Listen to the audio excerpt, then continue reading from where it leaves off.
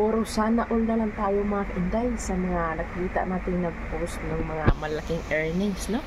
Sa FB man yan or sa YT. Naupo tuloy ako mga kainday.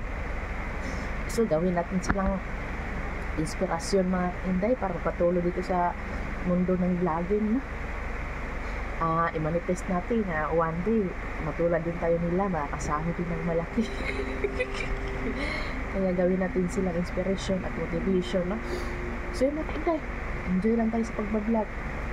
Darating din talaga yung para sa atin. Basta yun, huwag tayo mawala ng pag-asa mga kainday.